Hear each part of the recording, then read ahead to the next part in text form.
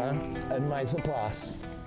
Da ni wedi clirio hen stesiwn fatha turntable chwarel i troi o mewn I gerddi cymunedol.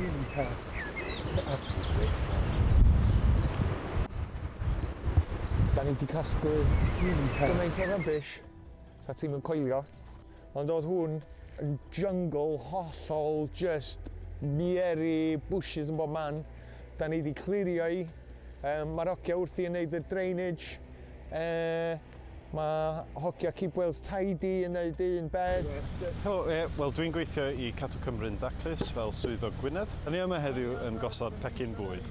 Wel, mae hwn yn rhan bwysig, achos be da ni'n neud ydy galluogi i'r cymuned medru wneud rhywbeth bach i'w hunain. Mae'n dod o pobl at ei gilydd a mae'n ffordd da o cysylltu pobl efo'i gilydd. Mae'n rhoi man iddyn nhw gweithio a tyfu. A do'n byd gwell na gwybod lle mae bwyd yn dod os. I anodd cofio sut oedd y site, achos doch ddim yn gweld yn byd, oedd o jyst yn bydlu a coed bach yn bob man.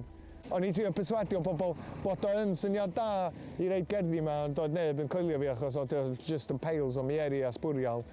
Ond wwan, mae di agor allan chydig bach, o pethau'n cychwyn digwydd, o'n fwdlyd.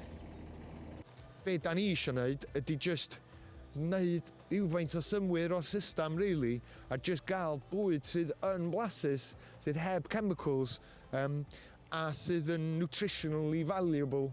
A just reid o tyfu fo yn fama a bita fo just yn fanna yn lle trafeilio milltiroedd efo fo. Diolch yn gwneud symwyr rili na di. Yr syniad ydy reid polytunnel mawr yn fama a wedyn raised beds bach o composting empire yn fama lle na ni cymryd compost gan pobl lleol, cuttings gwair a ballu.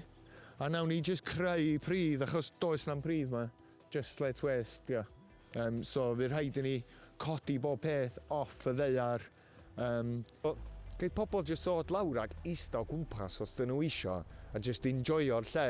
Neu os gynnu nhw awydd I dysgu, geith nhw ddod lawr I dysgu sut I magu llysia. Neu os gynnu nhw syniadau, neu geith nhw ddod lawr.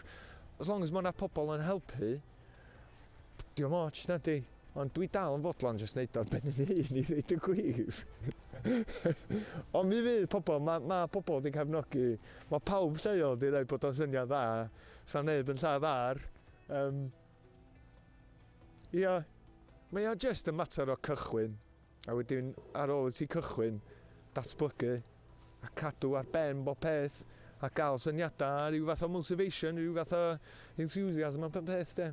A wedyn ar ôl hynna, ar ôl ti'n neud yr holl gwaith na, ti jyst yn bita, a wedyn piclo a neud jam. Mae'n lyflu.